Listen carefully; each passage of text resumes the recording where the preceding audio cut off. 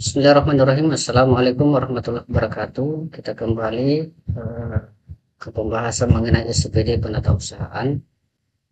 Saat ini kita akan mencoba melakukan penginputan di aplikasi SPD mengenai pembuatan TBP dan STS menggunakan user bendahara pengeluaran atau user bendahara pengeluaran pembantu. Sebelum kita melakukan pembuatan TBP, itu kita harus limpahkan dulu SP2D. Pelimpahannya itu apakah dari bendahara pengeluaran ke bendahara pengeluaran pembantu bagi SKPD yang punya bendahara pengeluaran pembantu. Dan bagi SKPD yang tidak punya bendahara pengeluaran pembantu itu langsung dilimpahkan ke atas nama bendahara pengeluaran. Kita langsung ke aplikasi. Seperti biasa, login menggunakan user bendahara pengeluaran atau bendahara pengeluaran pembantu. Dan saat ini kita simulasi menggunakan user bendahara pengeluaran pembantu. Dan untuk user bendahara pengeluaran itu prosesnya atau tata caranya sama. Sebelum kita melakukan pembuatan TBP, kita harus terlebih dahulu melakukan penginputan data rekanan. Jadi semua transaksi UPG, UTU itu kita harus buatkan data rekanan. Jadi metodenya mungkin nanti di SKPD diselesaikan saja si operatornya, apakah satu melakukan penginputan data rekanan, satu melakukan inputan potensi karena ini baru memulai. Jadi nanti diatur saja diselesaikan. Kemudian ini saya sudah input beberapa rekanan. Kita coba yang PT Telkom Indonesia, kita coba edit. Seperti biasa start dari 5 digit 001. Kemudian saya kasih kode PT Telkom Indonesia untuk memudahkan nanti melihat daftar list rekanan. Untuk memudahkan juga nanti ketika ada perubahan data gampang kita dapatkan. Kemudian tunai, ini saya kasih kode tunai juga karena pembayaran telepon itu dilakukan secara tunai. Kemudian pilih jenis rekanan apakah perorangan atau perusahaan. Nik rekanan masukkan jika ada, jika tidak ada input saja 0 sebanyak 16 digit. NPWP rekanan, nama instansi, jenis usaha jika ada, jika tidak ada garis datar saja. Nah di sini ada beberapa saya modif atau sesuaikan karena ini pembayaran tunai. Jadi saya masukkan nama bank, kemudian nomor rekening, dan nama rekening itu adalah bendahara pengeluaran pembantu. Takutnya nanti jika nanti SPD melakukan integrasi ke SPDDN lain, nanti terkirim ulang ke buatnya ke PT Telkom. Jadi kita antisipasi, kita masukkan nomor rekening bendahara pengeluaran pembantu saja. Kemudian nomor telepon isi jika ada, kemudian alamat disesuaikan simpan. Oke. Setelah melakukan penginputan data rekanan, kita masuk ke pembuatan TBP. Kemudian pilih pembuatan TBP, ada kunci rekening dan ada non rekening. Karena UPETA tanpa kunci rekening, kita pilih non rekening. Kemudian buat TBP, tanggal TBP diselesaikan, itu kita sampelin datanya yang ada itu per tanggal 25. Pilih SPD, checklist, tambah. Pilih kegiatan, karena kita mau membayar telepon, kita pilih subkegiatan penyediaan jasa penunjang urusan pemerintah daerah. Kemudian tambah. Kemudian tambah subkegiatannya itu adalah penyediaan jasa komunikasi sumber daya air dan listrik. Tambah. Setelah kita tambah kegiatan, muncul kode rekening belanja yang akan dibebankan pembayaran tersebut. Kita coba lihat kwitansinya, nilainya sekian untuk pembayaran tagihan telepon. Di sini bagi transaksi yang punya potongan atau pajak silahkan dibuka. Itu kemudian tambah pajak, pilih pajaknya misalnya PPN. Kemudian jangan lupa dimasukkan ID billingnya. Untuk nilai pajak pilih saja lainnya supaya bisa diketik manual. Jangan lupa ID BIM-nya, karena ini tidak ada, kita close saja kemudian tutup. Kemudian upload file bukti pembayaran atau kwitansi di masing-masing OPD. Jadi informasi saat ini bahwa semua transaksi yang sifatnya kwitansi itu kita harus scan. Ini saya sudah contohkan, dibikin satu folder. Jadi misalnya dalam satu proses GU dibikin satu folder, kalau misalnya di dalamnya itu 500 transaksi, ya dibikin, diurutkan kwitansinya sebanyak 500 kwitansi. Kemudian kita pilih kwitansi yang pertama, kemudian pilih dan open. Kemudian ukuran maksimal file itu hanya 2 MB. Nilainya tadi, jadi 2 kali input nilai di dalam rekening dan di menu di luar kode rekening. Nama rekanan tadi PT Telkom Indonesia, ini otomatis. Nomor kontrak diisi jika ada, jika tidak ada kasih garis datar. Kemudian uraian dimasukkan. Oke, tidak ada yang terlewatkan.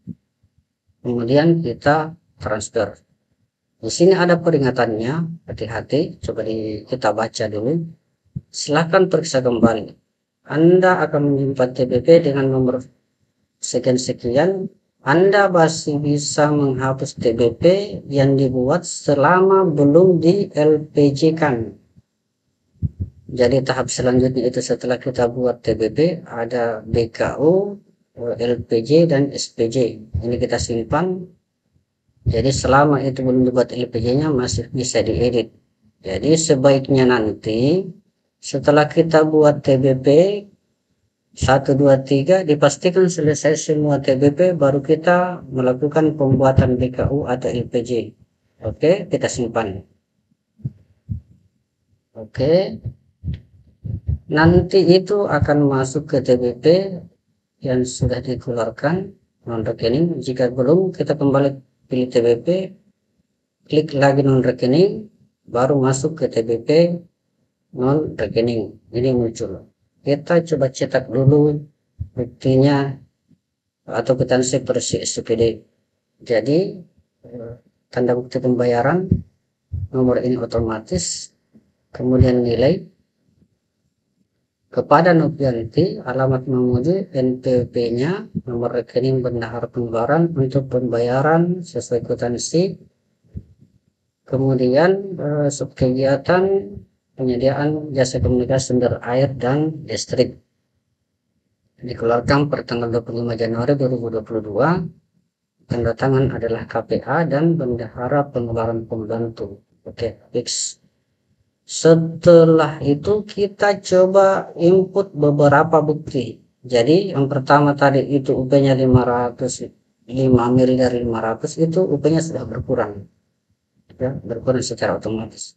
Kita buat lagi TBP yang kedua dengan masih tanggal yang sama.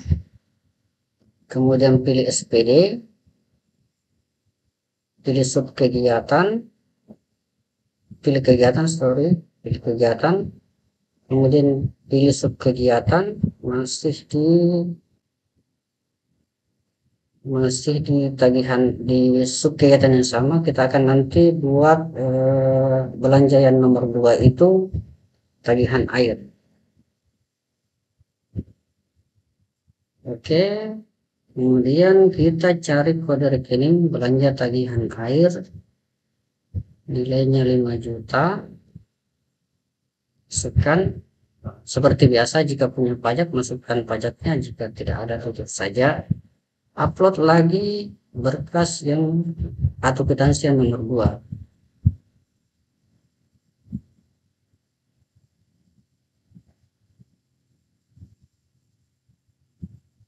Ngajarin yang agak lambat. Oke, sorry, kita harus upload ulang. Oke, pastikan masuk. Sorry, kita upload ulang, nggak bisa diklik lagi di situ. Oke, sudah masuk. Kemudian nilainya jangan lupa dimasukkan, dua kali input nilai di kode rekening dan nilai transaksi. Kemudian pilih rekanannya. Untuk pembayaran air itu menggunakan pihak ketiga PT POS Indonesia. Oke. Kemudian setelah itu jika ada nomor kontrak masukkan atau PO, ini kalau tidak salah nota pesanan isi, kalau ada juga tidak ada di garis datar saja. Masukkan uraiannya, misalnya sudah uraian, cek ulang kembali, pastikan nilainya cocok, kemudian transfer. Sama informasinya tadi bahwa masih bisa dihapus selama belum dibuatkan LPG. Berhasil, kita cross check kembali dulu, jangan sampai kita asik input ternyata tidak ternyata tidak masuk. Kita cek dulu, pilih nomor rekening, kemudian cek di sini, pilih nomor rekening. Oke, sudah masuk bukti yang nomor 2. Sama, kita cross kembali. Oke, seperti yang tadi. Oke, kita coba input 3 transaksi, kita tambah lagi. Nanti kenapa saya arahkan coba 3 transaksi, karena nanti ada pembuatan LPG. Nanti kita lihat model pembuatan LPG nya. Oke, kita coba ini per tanggal 26. Kemudian tambah, pilih subkegiatan, masih di subkegiatan yang sama karena pembayaran yang ketiga itu adalah tagihan listrik. Masih penyediaan jasa penunjang urusan pemerintah daerah, tambah. Kemudian pilih subkegiatan penyediaan jasa komunikasi sumber daya air dan listrik, tambah. Nilai masukkan itu nilainya sebesar 124. Pihak ketiganya atau rekanannya itu PT POS Indonesia untuk pembayaran listrik. Seperti biasa, jika ada pajak, masukkan pajaknya, jika tidak ada, abaikan. Pajak, ingat ada kode e-billing, jadi disiapkan mulai dari sekarang. Itu ada kode e-billing di dalam. Jadi bagi transaksi atau potensi yang punya pajak, silakan disiapkan kode e-billingnya. Kemudian upload file atau kwitansi. Oke, masukkan kembali nilainya, otomatis materi terisi, tidak usah diganggu, biarkan saja. Sama, masih di PT POS Indonesia karena pembayarannya itu melalui pos secara tunai. PO atau nomor kontrak diisi jika ada, kemudian masukkan uraiannya.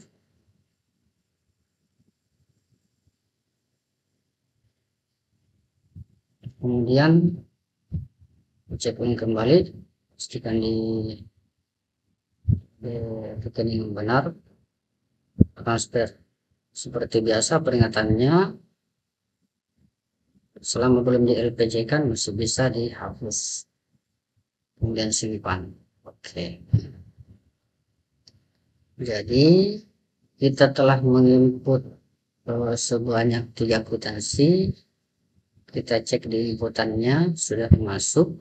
Nah, langkah selanjutnya sebenarnya adalah pembuatan BKU.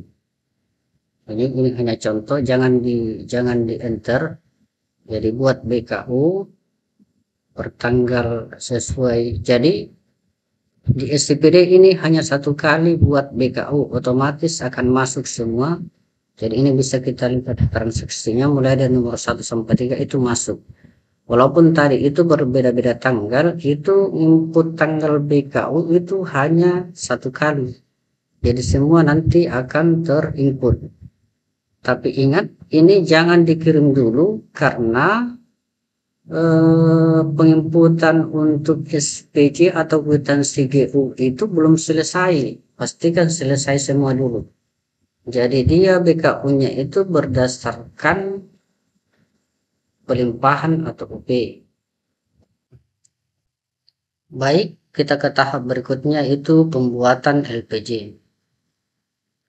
Di mana pada tahap sebelumnya, di tahapan pembuatan TBP itu kita telah melakukan inputan SPJ atau kwitansi sebanyak 3 kwitansi atau 3 transaksi. Nah, kalau kita lihat menu pembuatan LPJ di SIPD, yaitu masing-masing kwitansi dibuatkan LPJ. Berbeda dengan Simda Keuangan tahun anggaran 2021 kemarin. Coba kita ambil contoh. Untuk transaksi biro umum, untuk GU pertama atau SPJUP, GU pertama, jumlah transaksi yang diinput itu sebanyak 606 kwitansi. Begitu sampai di tahap pembuatan SPJ, itu kita kelompokkan menjadi satu SPJ. Otomatis ketika sampai di tahap PPK, pengesahan SPJ, PPK cukup satu kali melakukan pengesahan SPJ. Nah, berbeda dengan SIPD. Di SIPD, kalau misalnya kita ambil contoh tadi transaksi biro umum tahun anggaran 2021 untuk GU pertama saja, kita ke menu, ke alur, berarti untuk transaksi bendahara pengeluaran itu sebanyak 600 transaksi. Begitupun masuk di LPJ pembuatan LPJ itu juga sebanyak 600 kali pembuatan LPJ. Begitupun verifikasi LPJ, pengesahan LPJ, pembuatan SPJ, verifikasi SPJ, sampai dengan pengesahan SPJ, berarti masing-masing 600 kali penginputan. Nah, bagaimana dengan SPP-nya nanti? Nah, di SPP nanti itu bukan lagi 600 kali, nanti bukan 600 SPP-nya, tetapi di SPP nanti SPJ tersebut itu digabungkan menjadi SPP, satu SPP. Itu kabar baiknya. Nah, kemudian pembuatan LPJ sendiri itu sebenarnya gampang-gampang susah, tinggal kita buat LPJ-nya, masukkan tanggal, upload file jika memang belum diupload pada saat kita melakukan pembuatan TBP. Masukkan tanggal berapa mau di LPJ, kan mungkin kita samakan saja berdasarkan tanggal TBP. Tetapi ingat, ini jangan disimpan dulu, karena begitu kita simpan itu tidak bisa lagi kita ubah untuk TBP yang telah kita input. Jadi pastikan nanti transaksi atau pembuatan LPJ itu di-save atau disimpan pada saat transaksi tersebut sudah sesuai atau sudah benar. Oke, jadi itu beberapa contoh mengenai tata cara pembuatan LPJ. Nanti disesuaikan saja. Ini hanya sebagai gambaran untuk kita melakukan penginputan SPJ UP pada aplikasi SIPD. Oke, mungkin itu dulu sementara yang bisa saya bagikan, karena di SIPD ini ada peringatan, kalau datanya betul-betul belum fix jangan dicoba-coba, karena sudah ada peringatan dari awal bahwa ketika TBP tersebut sudah kita buatkan LPJ-nya, itu tidak bisa lagi dirubah. Jadi dipastikan sebelum melakukan pembuatan LPJ itu harus betul-betul TBP atau tanda bukti pengeluaran yang sudah fix dan sudah oke. Kita belum bisa memperlihatkan mengenai tata cara verifikasi LPJ, pengesahan LPJ, pembuatan SPJ, verifikasi SPJ, sampai dengan pengesahan SPJ. karena tahapan ini harus selesai dulu. Kita harus selesaikan dulu pembuatan semua transaksi TPP untuk transaksi misalnya kita melakukan GO pertama, itu harus fix semua dulu, baru kita lanjut ke pembuatan BKU TPP, BKU SP2D, baru lanjut ke pembuatan LPJ. Jadi mungkin itu dulu yang bisa saya bagikan untuk saat ini.